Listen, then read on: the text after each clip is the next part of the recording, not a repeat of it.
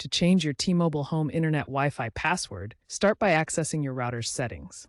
Enter your router's IP address, usually 192.168.0.1, into a web browser. Log in using the default credentials found on your device's label or your T-Mobile account portal. Once logged in, navigate to the Wi-Fi settings, then to the security section. Here, you'll be able to enter a new password.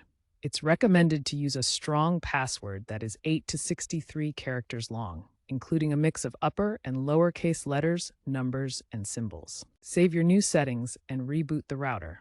This process usually takes 5 to 10 minutes. Alternatively, you can use the T-Mobile Home Internet app to change your Wi-Fi password remotely, provided your router's firmware is version 4.0 or later. This simplifies the process and reduces the need for direct access to the router's web interface. When changing your Wi-Fi password, you'll encounter WPA2 and WPA3 options. WPA2 is an older protocol using AES encryption. WPA3 provides enhanced security with forward secrecy and SAE protection against attacks. WPA3 is recommended for better security, though WPA2 works with older devices. T-Mobile gateways support WPA3 on newer models. Change passwords regularly for optimal security.